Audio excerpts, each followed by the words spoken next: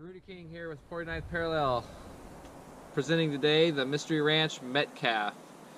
I wanted to say that this video is possible from all my supporters out there who supported me financially in the search for Samantha Sayers, which took place up here in Washington State last year in August of 2018. I got involved in it because she was a missing persons up here close to where I've gold prospected and hiked before, so contacted the family and offered my assistance, and then through people wanting to keep me out in the woods searching for her, they set up a GoFundMe to be able to get me the gear that I needed to stay out there and help support me financially to take time off work and go out and search. So if it wasn't for all those people supporting me in that endeavor, I wouldn't be owning such a great backpack and making this video today. So this video is to all of you who made it possible for being out there looking for Sam, and we'll be back out there in the spring looking for her again. So a little bit about this pack. It's 6.1 pounds, completely dry. The ILBE is around 8 or 9, so there was a lot of reasons why I was looking for a new pack. We were way up high searching, a lot of times in heavy brush, off the trail, carrying lots of different gear. Brooke from Fluke, they loaned us a thermal imaging camera that we were taking up in there, so we had that. We had our different types of battery chargers and stuff to keep to keep the camera battery charged. So we had my Goal Zero out there, and a couple of different solar panel devices. So we had that, all our mountaineering gear, extra boots, helmets, rope. So we were really skipping on weight, what we absolutely had to carry. So switching to a new pack for gaining a couple pounds of gear doesn't sound like a lot, but when you're carrying a lot of gear, it's a lot. So that was one reason why I upgraded to a new pack. Another reason was one of my buddies, Ryan, who was out there on the search. He didn't have a very good pack, so by me upgrading my personal pack, I gave him the ILBE, so he had a good pack to be able to carry gear out there in the wilderness, and he's a pretty good hefty guy, so he can handle the extra weight. So I got this pack. Love it. Weight was a reason. Like I said, 6.1 pounds. It does carry just over 4,300 cubic inches of gear, so it's a big pack.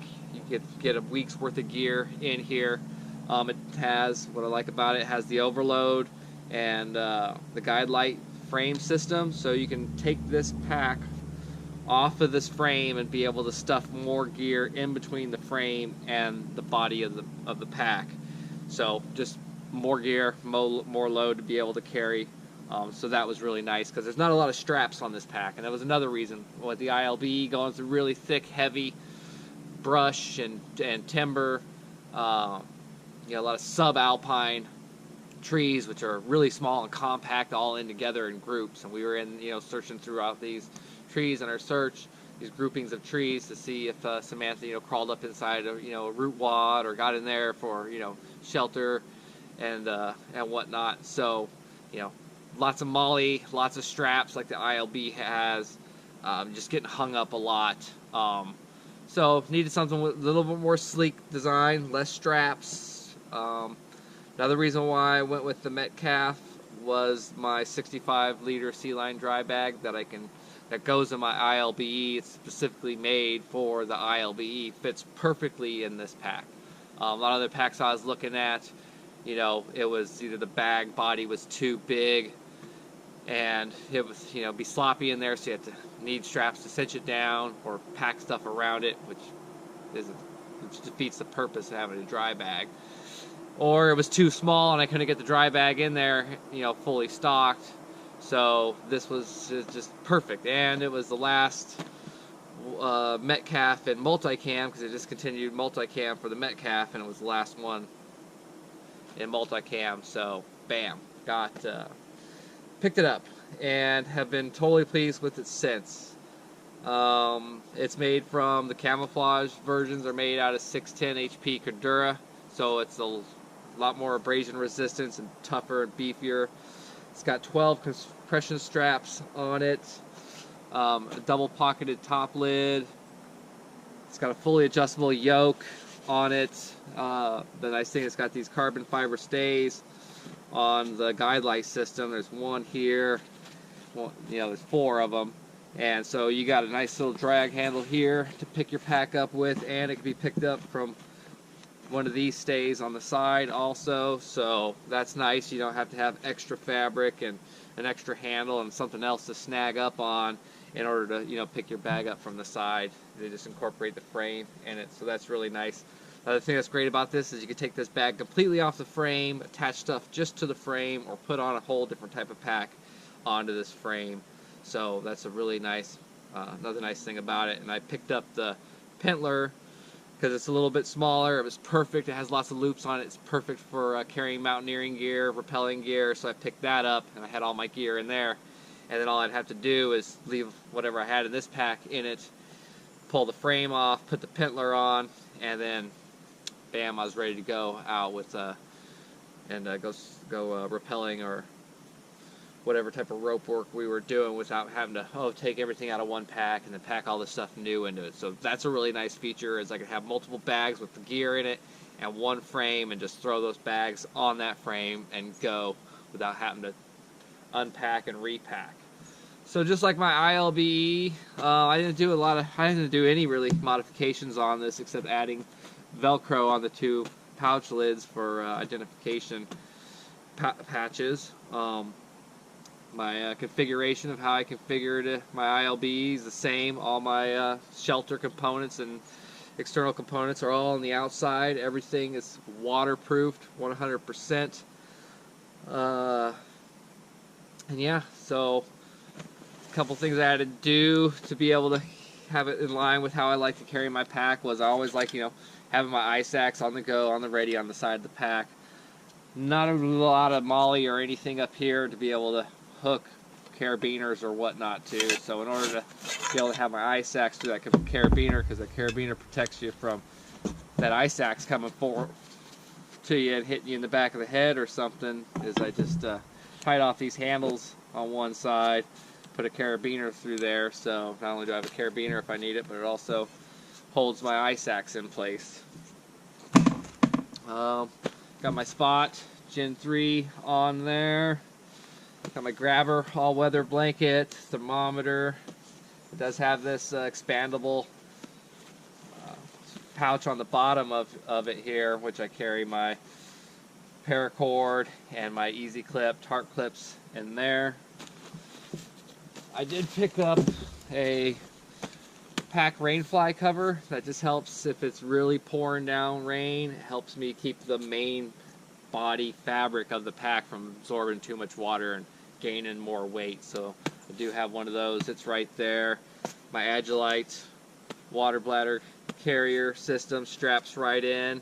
These straps got 2 compression straps here, and you can carry a rifle there, a bow, whatever. You can strap anything to it. So it's got 1, 2, 3, 4, 5, 6, 7, 8, 12 compression straps on the bag, and it'll compress down pretty nice with it. On the side over here, I have my BKT Reinhardt kukri. It's a must for in the backcountry, blazing through lots of woods. On the front, back up to the front, it's got really good thick padding. It's not thick, but it's dense, so it's really nice. It really does not fatigue the shoulders at all that much. Waistband's really good. I love the waist strap and buckle. Being able to cinch it down, pushing out, you just get a better cinch than trying to cinch pulling back. So that's a really nice feature. All the buckles and clips on everywhere is locking, so you ain't got to worry about those things under serious load and serious weight. And movement, you don't have to worry about them working themselves loose and losing stuff. So that's another beautiful thing about this pack. It's a beautiful pack, and you know, and rightfully so. You get what you pay for. And these run about $5.50, $5.25, $5.50 for one of these bags. Whereas I picked up my ILBE for like 87 bucks. I actually picked up 2 of them when they first came out onto the market as a surplus, so I was able to pick 2 of those up really cheap. But it's a huge difference. You can store a water bladder inside, and it's got a porthole right here, but because of how I rock my system, I don't like having my water bladder inside. I like having everything in my in my Sea Line dry bag. Like I said, it's got waterproof zippers, YKK zippers on the pouches. It does have a side zipper on the side and another little zipper pocket on that side. I ended up having to change up my lid style from ILB. I usually had everything in one 9-liter dry bag and the top lid, but here this is a dual pouch. I had to get some of these Sea Line little waterproof bags to carry my little essential components that I need to get at: headlamp, compass, fire starter, different stuff like that you need at the ready. In the Northwest, you got to think about wet weather. Hypothermia is a major threat up here in the Pacific Northwest. All year round, unless it's like super bone dry. But even then, you're up high. A storm could come in. These mountains make their own weather when you get up high near the glaciers. So you never know when you're a beautiful day and then all of a sudden, man, it's dumping rain. So you always want to make sure that you stay as dry and warm as possible up here. Otherwise, you will catch hypothermia. So that's why I have all my shelter kit on the outside. Pours down rain, I could get that up, bam. Inside, underneath the top lid,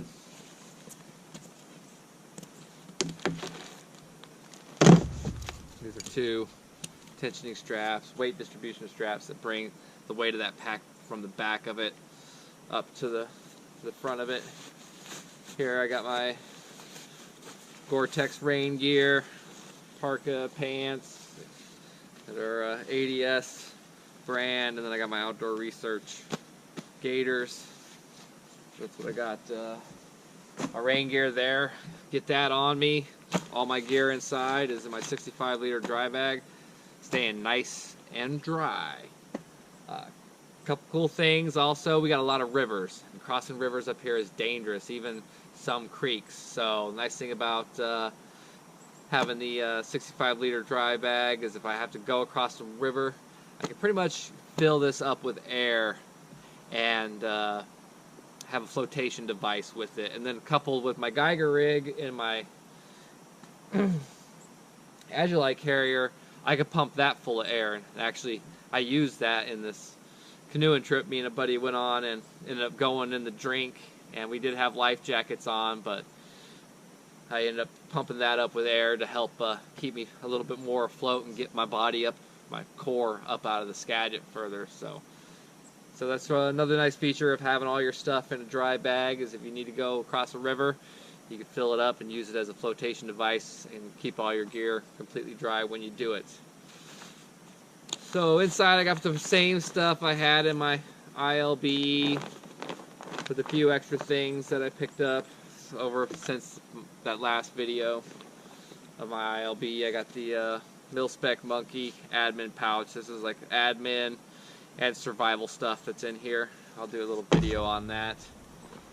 I got my improved first aid kit, hybrid kit. I got stuff in there that don't actually come with the IFAC. Got my Rocky Gore-Tex socks. I got actually 2 pairs. I got one here up top real close if I need to get to it. Then I got another pair of my clothing kit. Got some Outdoor Research winter gloves for winter time. Got my Right in the Rain notebook. Right now, I think there's about 4 days worth of food in here. Jetboil sole, my cooking kit, my microfiber towel,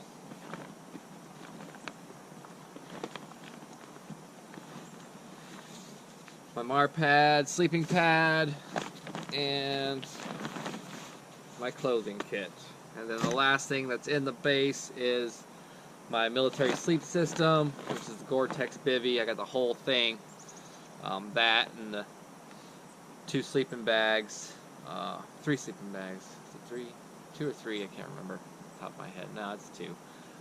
In there, in the bottom of it. So I'm not going to pull that out. Kind of pointless. Another nice thing I love about this pack, as you can tell, is it's still standing upright.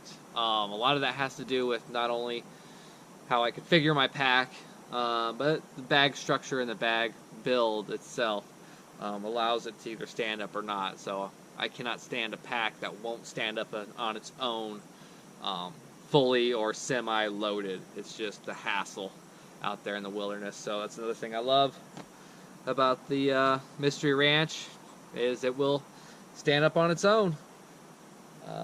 So I'll do a video on my components of what I carry inside.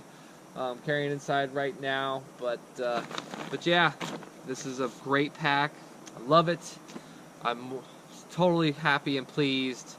And if it wasn't for you guys supporting me, I wouldn't have it. So from the bottom of my heart, I really appreciate all the support, your guys' continued support. You know, all the well wishes, all the hoorah. You know, it really means a lot to me and my family and my friends and everybody who supported me and helped me be out there looking for Sam. So thanks again, everybody. Thanks for watching. If you're not a subscriber, please subscribe. You know, I don't make any money off this channel, even though everything's monetized, but I don't even, you know, I haven't even got into to try to make money off this channel. I'm just a hard-working man, trying to do what I could do and spread as much knowledge and information like my dad taught me to people who could use it. So please like and subscribe, and thanks again.